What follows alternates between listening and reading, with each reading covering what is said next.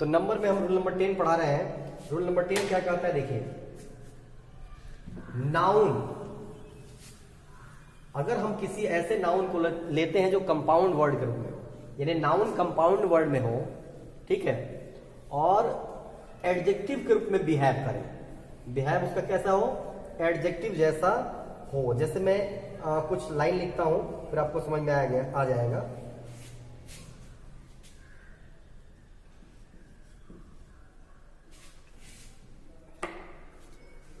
He gave me 5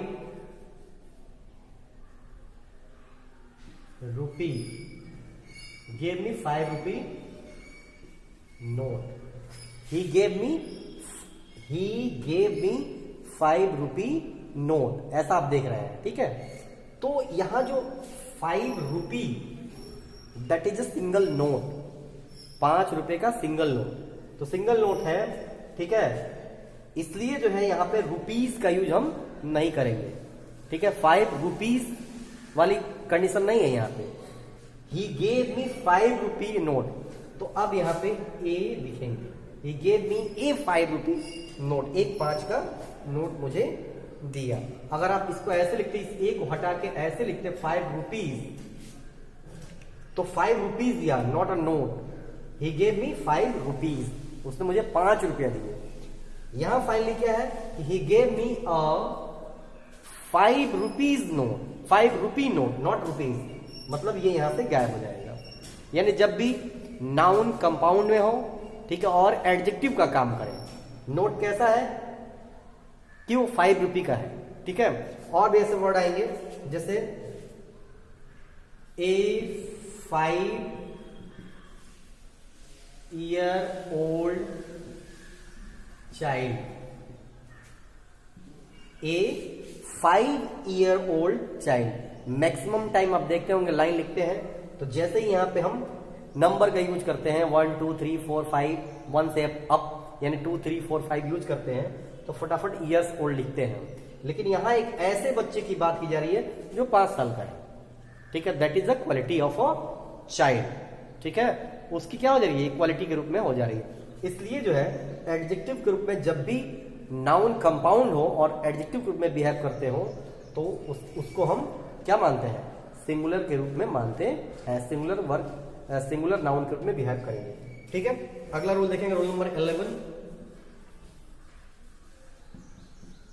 rule number 11 देखेंगे आप। 11 क्या कहता है, कुछ समाचार पत्र है, कुछ न्यूज़पेपर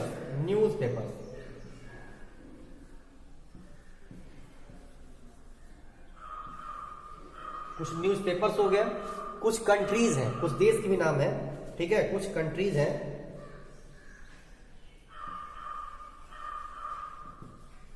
कुछ कंट्रीज हो गई। उसके बाद से हाँ, ठीक है, तो ये कुछ न्यूज़पेपर्स हो गए, कुछ कंट्रीज के नेम हो गए, वो देखने में तो आपको प्लूरल लगते हैं, लेकिन उनका भी यूज हम सिंगुलर में ही करते हैं। जैसा कि मैं आपको दिखा रहा हूं, जैसे आपने देखा होगा एक पेपर आता है the Hindustan times,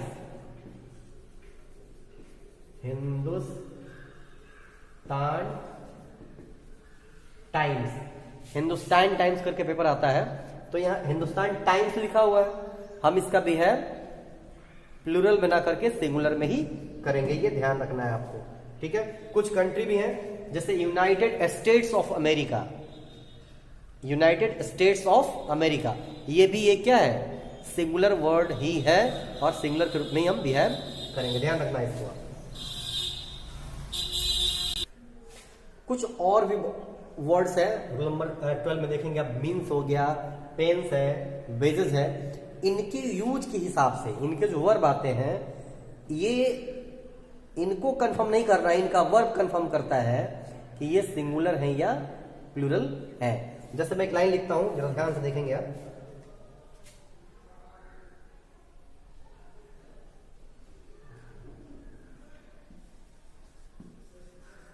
every means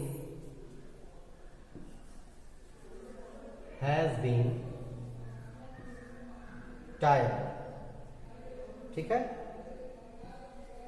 tried, every means has been tried, मतलब सारे साधन का प्रयोग कर लिया गया है।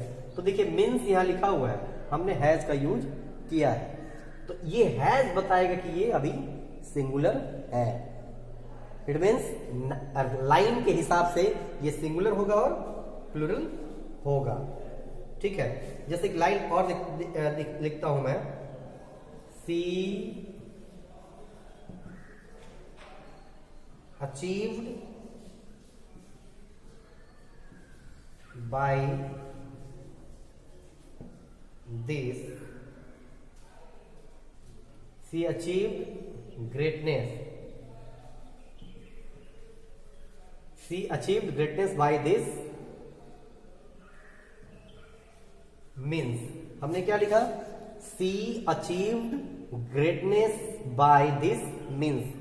हमने यहां दिस लिखा तो भी सही है और दिज लिखा तो भी सही है, यानी कि दिज लिखेंगे तो ये प्लूरल के रूप में बिहेव करेगा और दिस लिखा हुआ है तो ये सिंगुलर के रूप में बिहेव कर रहा है। इतना ही आपको ध्यान देना है। इन जो भी वर्ड्स मैंने लिखवाए वेजेस, हाँ कुछ चीजें हैं, कुछ थोड़ा सा इसमें भ्रांति भी है। अगर मीन्स का प्रयोग कभी कभी आय के रूप में भी होता है तो क्या कहेंगे, माई मीन्स वॉज लिमिटेड, तो यहां क्लियर हो गया कि sorry my means are limited, कमाई, ठीक है, मेरा जो इनकम है मीन्स, ठीक है, वो कम है, लिमिटेड है, तो उस कंडीशन में जो है ये प्लूरल के रूप में बिहेव करेगा।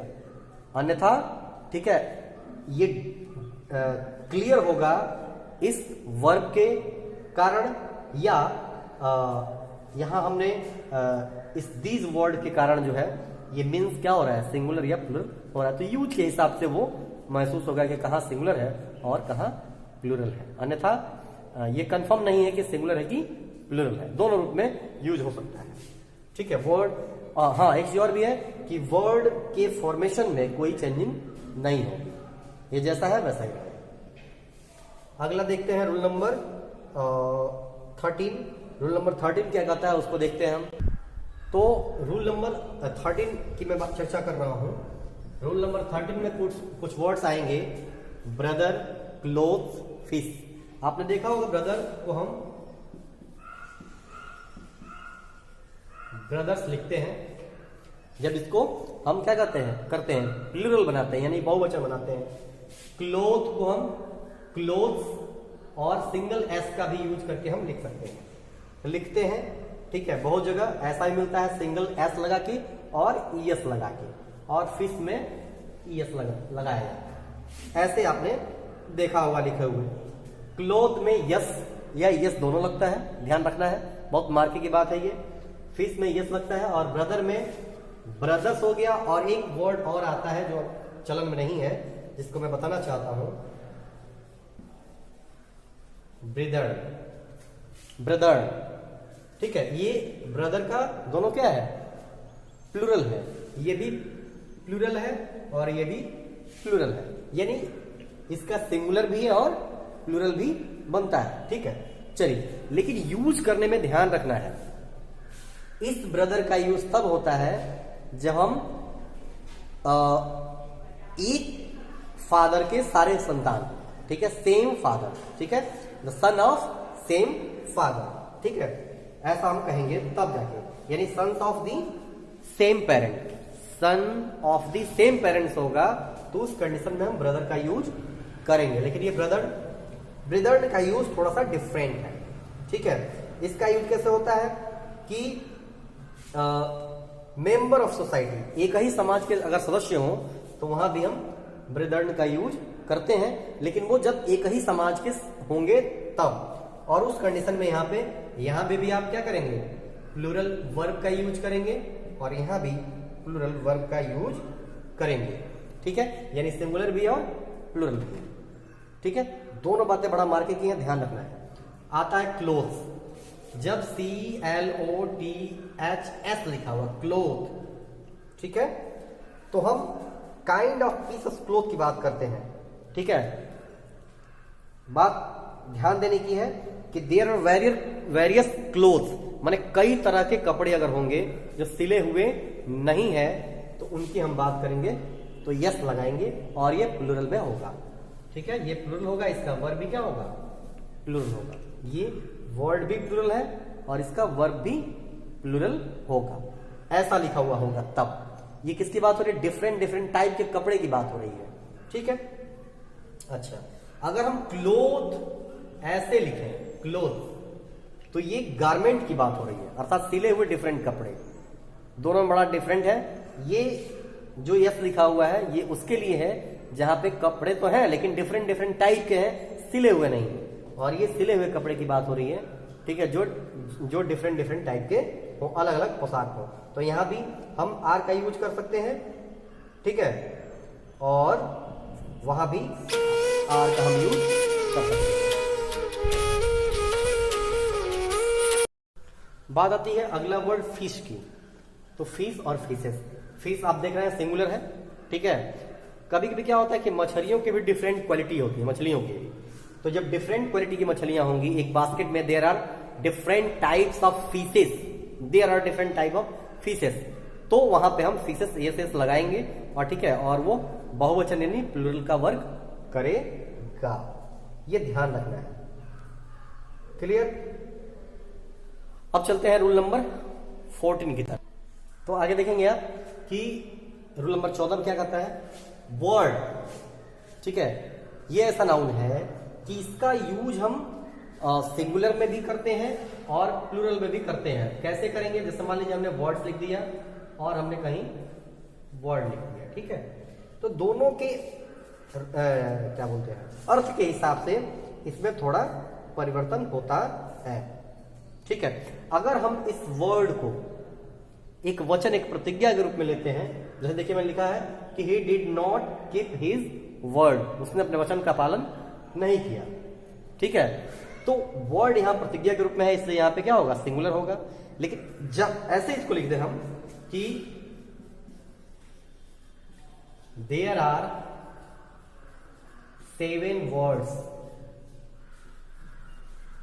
in this sentence.